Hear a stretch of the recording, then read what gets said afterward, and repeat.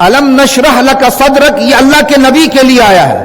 اور قرآن کی دوسری آیت ہے افمن شرح اللہ صدرہ للاسلام، بلا بتاؤ تو صحیح جس کا سینہ اللہ نے اسلام کے لیے کھول دیا ہے، وہ اللہ کی طرف سے عطا کرتا نور پہ چل رہا ہے، وہ اور دوسرا برابر ہو سکتے ہیں؟ مفسرین کہتے ہیں اس کا مصداق سب سے پہلے ابو بکر ہیں. الم نشرح لک صدرک کا مصداق محمد ہیں صلی اللہ علیہ وسلم، اور افمن شرح اللہ صدرہ کا اولین مصداق یار غار ہیں ابو بکر صدیق، کیونکہ شرح صدر اور صدیقیت یہ ساتھ ساتھ ہیں.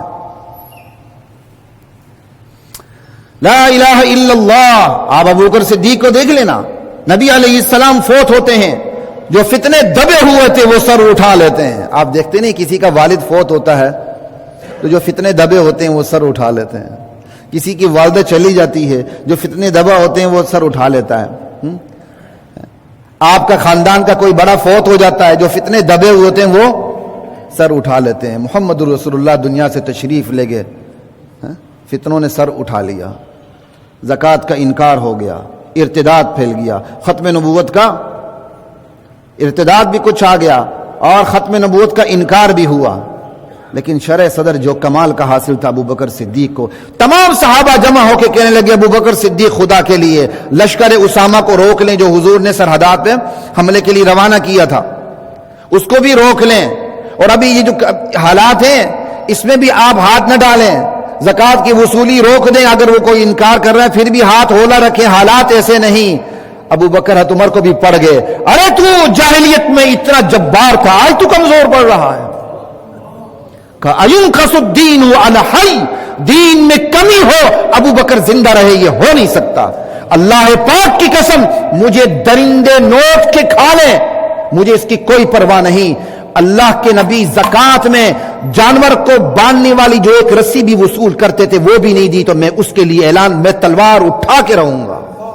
یہ شرع صدر کس کو حاصل تھا؟ ابو بکر صدیق کو. آج ابو بکر صدیق کے ایمان پہ جو بات کرتا ہے وہ سب سے بڑا کافر ہے، زندیق ہے، مرتد ہے.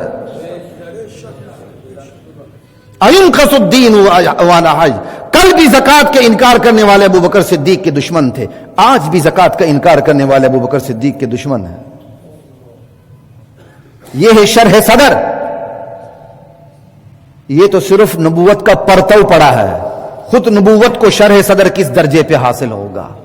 یہ مثال میں نے صرف نبوت کے شرح صدر سمجھانے کے لیے دی ہے کہ نبوت کو جو شرح صدر حاصل تھا اس کو سمجھنا ہو تو نبی کی تربیت یافتہ ساتھیوں کو دیکھ لیں، نبی کی سمجھ آ جاتی ہے،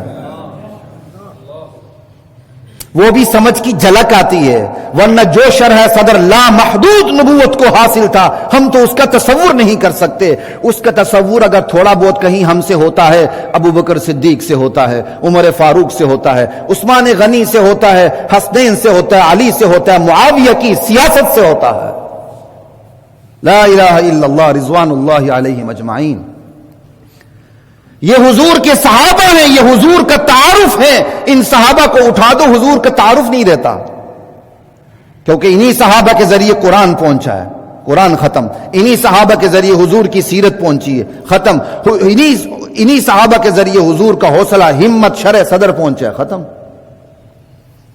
لا الہ الا اللہ. صرف ابو بکر صدیق کا ولولہ دو دیکھیں نا، شرع صدر کو دیکھ لیں. تاریخ میں انمٹ نقوط چھوڑ دیے اس جملے نے، اَيُنْقَصُ الدِّينُ وَأَنَا حَيٌّ. ارے دین میں کمی ہو میں ابو بکر زندہ رہوں، یہ کیسے ہو سکتا؟ پھر دنیا نے دیکھا فتنوں کی ایسی سرکوبی ہوئی، زکوٰۃ کے انکار کرنے والوں کا ایسا قتل عام کیا گیا، جو توبہ کر کے آگے ورنہ قتل عام ہوا.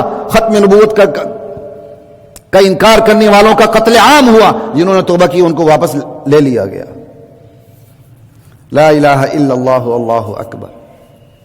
یہ ہے اسلام، یہ ہے شرع صدر. لیکن جو توبہ کر کے واپس آ گیا، ابو بکر نے اپنے گھرانے سے اس کو رشتہ بھی دے دیا. یہ ہے شرع صدر. ہم تو کسی ایک کا گناہ بھولنے کے لیے تیار ہی نہیں ہوتے، اور اپنی آنکھ کا شتیر بھی نظر نہیں آتا، اگلے کی آنکھ کا تنکا بھی دکھائی دیتا ہے. یہ ہے شرع صدر. اور یہ شرح صدر کی مثالیں صرف ایک عد اس لیے دی ہے کہ نبوت کو جو شرح صدر کمال درجے میں حاصل تھا اس کا تھوڑا سا آپ کو عطا پتہ ہو جائے بس.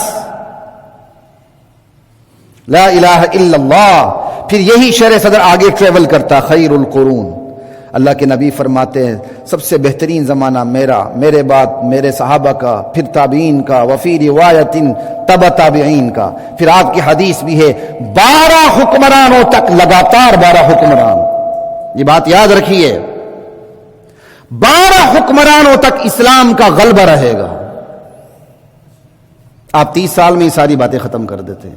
یعنی نعوذ باللہ نبوت کی تربیت اتنی ناقص تھی کہ صحابہ موجود ہیں اور نبوت کی تربیت ختم ہو گئی. انا للہ و انا الیہ راجعون. صحابہ تو 100 سال تک زندہ رہے ہیں.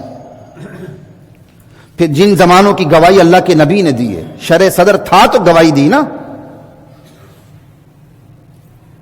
ہاں حکمرانوں کی درجہ بندی الگ الگ ہے، کوئی بہت بڑا ہے، کوئی اس سے چھوٹا، کوئی اس سے چھوٹا، کوئی اس سے چھوٹا، لیکن اسلام کا غلبہ رہا ہے.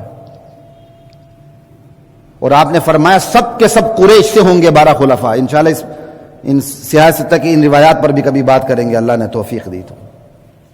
ہمارے ہاں تو ایرانی اثرات اتنے زیادہ آ چکے ہیں تاریخ کے حوالے سے، وہ تو تاریخ ہضم کر کے ان کے سامنے بخاری کی روایت بھی رکھ لو تو وہ اگلا تسلیم کرنے کے لیے تیار ہی نہیں ہوتا.